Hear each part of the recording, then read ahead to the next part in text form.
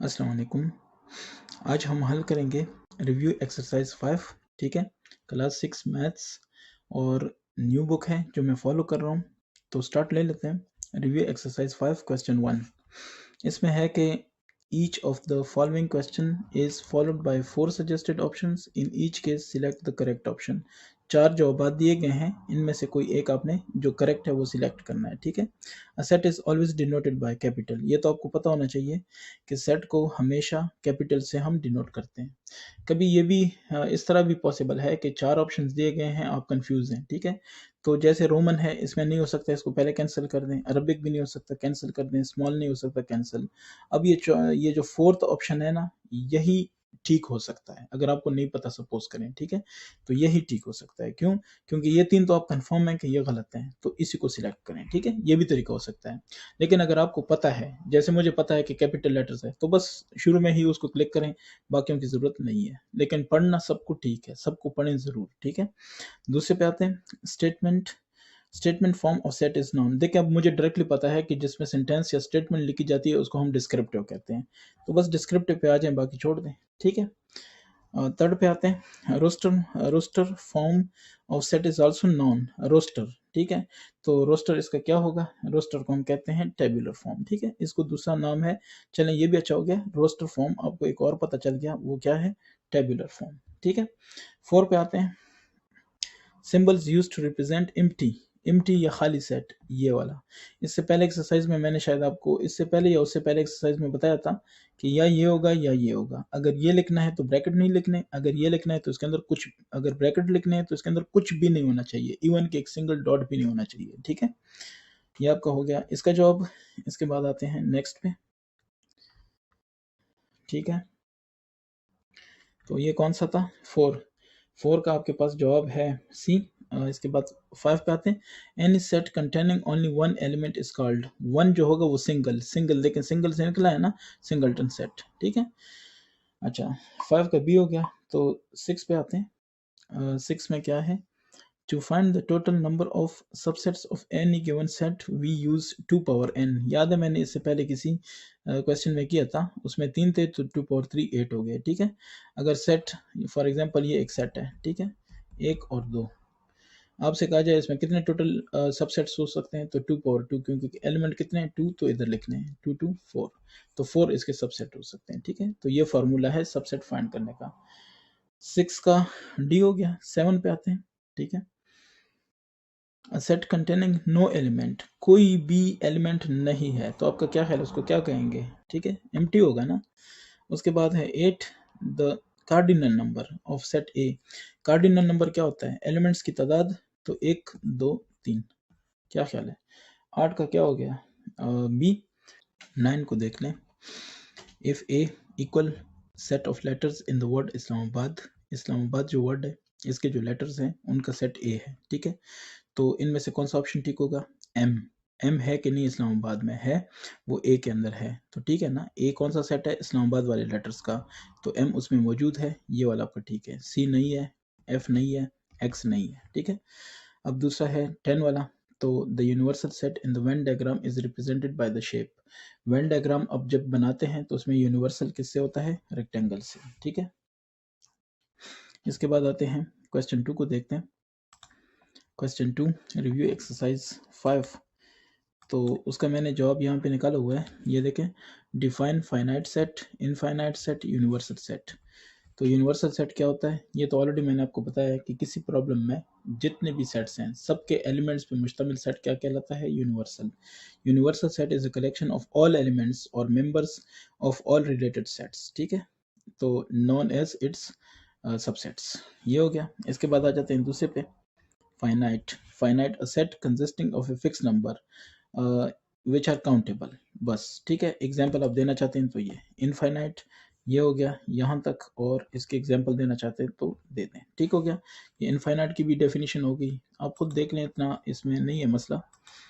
इसके बाद जो है हमारे पास वो है क्वेश्चन नंबर 3, उसको देखते हैं। Right the following sets in another form of sets. ठीक है, तो क्वेश्चन 3, इसमें जो पहला है अनदर फॉर्म ऑफ सेट है। ठीक है, तो लिखते हैं, चलें लिखते हैं। पहला जो है हमारे पास वो है सेट ऑफ क्या चीज, यूर 5 फ्रेंड्स, ठीक है। तो मैं लिखता हूँ इन अदर फॉर्म, ठीक है ना, या इन अदर फॉर्म, ठीक है। सेट ए, तो आप कहेंगे कि ए सेट ऑफ यूर 5 फ्रेंड्स, के ए एम, या चले मैं नाम लिख देता हूँ, काशिफ, अदनान, तनवीर, ठीक है, आसिम और जहीर। ये मैंने जस्ट फर्जी नाम लिखे हैं, 1 2 3 4 5। तो उन्होंने क्या कहा था कि सेट ऑफ यूर 5 फ्रेंड्स और in other form of set, तो इन अदर फॉर्म में मैंने लिखा, ठीक है, यानी इसको मैंने टेबुलर फॉर्म में लिखा।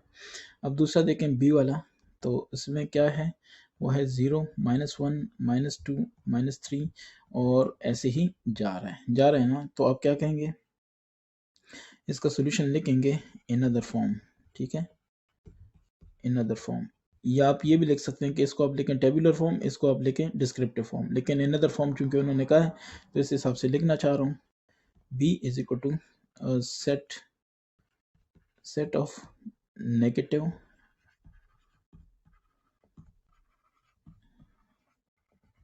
इंटीजर्स एंड 0, ठीक है। तो नेगेटिव इंटीजर्स ये हो गए -1 -2 -3 सारे, और साथ में 0 भी हो गया, ठीक है। तो ये आपका क्या हो गया, इसका पार्ट 2।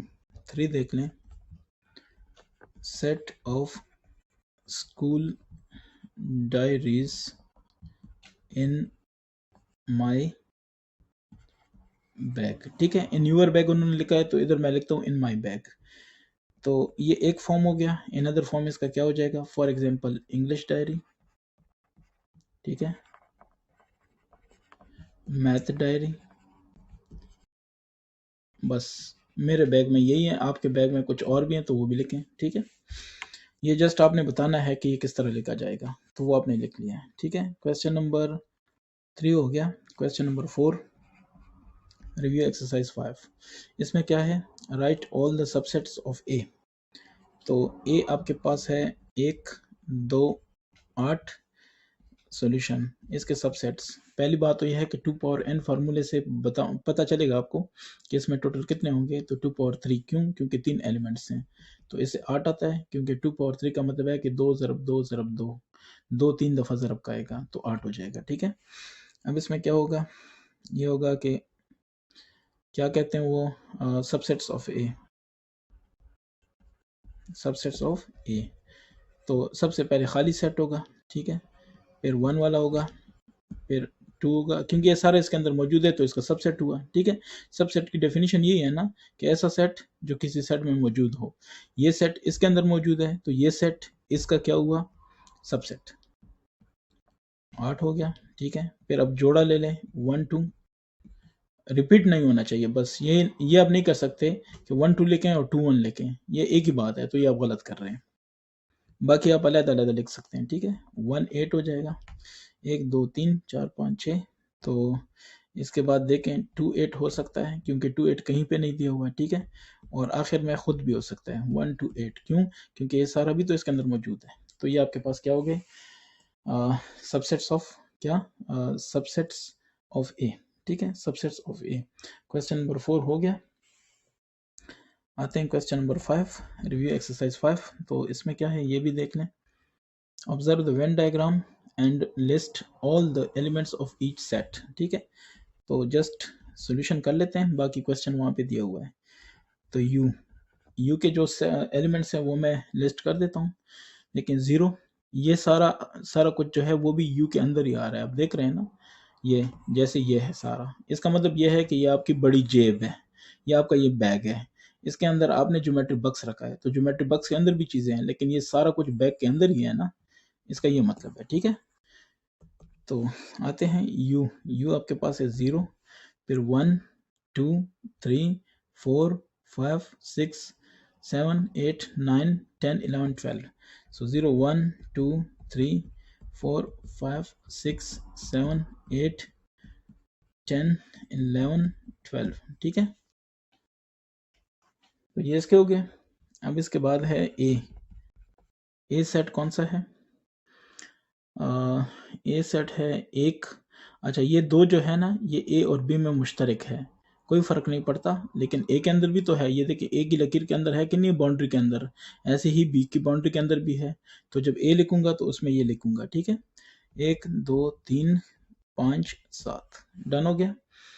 अच्छा, बी में क्या है? तो बी को देखते हैं। 2 4 6 8 9, ये हो गया जनाब आपका, ठीक है। क्वेश्चन 6, रिव्यू एक्सरसाइज 5, इसको देख लेते हैं। इसमें एक मिस्टेक है, लेकिन वो एंड पे पता चलेगा, तो फिर मैं बताऊंगा कि उसको टिक कैसे करेंगे, ठीक है। क्वेश्चन है कि इफ़ यू ये है, ए ये है, और B set of all factors of 30 ये है, ठीक है। Then draw Venn diagram to illustrate the given information. इस सूरत में आपने इसको दिखाना है वेन डायग्राम बना के, ठीक है। तो सॉल्व कर लेते हैं। यू को देख लेते हैं पहले। ये है, कहते हैं बिटवीन 1 एंड 30, ठीक है। तो 1 और 30 के दरमियान क्या है? 2, फिर 3, फिर 4, फिर 5, अप टू 29, ठीक है। 30 इसमें शामिल नहीं होगा, ठीक है। उसके बाद है ए को देख लें। 3 6 9, 3 6 कॉमा है, सारे कॉमा हैं, ठीक है। फिर 12, फिर 15, फिर 18, फिर 21, फिर 27, ये आपको गिवन है, ठीक है। ये भी आप देख सकते हैं। उसके बाद है बी। तो बी वाले कह रहे हैं कि set of all factors of 30 के फैक्टर्स क्या होंगे, कैसे पता चलेगा? 1 ज़रब 30 30, तो जिस जिस चीज़ से ज़रब करके 30 आ रहा है वो सारे फैक्टर्स होंगे, ये फैक्टर्स हैं, ठीक है। 2 ज़रब 15, ये भी फैक्टर्स हैं, और 3 ज़रब 10, ये भी फैक्टर्स हैं। 4 4 नहीं, फिर 5 5 ज़रब 6 30, ये भी फैक्टर्स हैं। अब देखें 5 के बाद यहाँ पे 6 आएगा, 6 ऑलरेडी यहाँ पे मौजूद है, तो आगे आपको जाने की ज़रूरत नहीं है, यही काफ़ी हो गया, ठीक है। तो मैं इसको लिखूंगा कि 1 है फैक्टर, 2 है, 3 है, 5 है, 6 है, ठीक है, 10 है, 15 है, और 30 खुद है, ठीक है। ये फैक्टर्स हैं किसके? 30 के। अब आते हैं कि इसका वेन डायग्राम हम कैसे ड्रॉ करें, ठीक है। तो इन्फॉर्मेशन हमारे पास सारी आ गई है। ये हो गया इसका यू। अब आपको पता भी चलेगा कि मिस्टेक क्या थी और इसको मैं कैसे ठीक करता हूँ, वो भी आप देख लेंगे।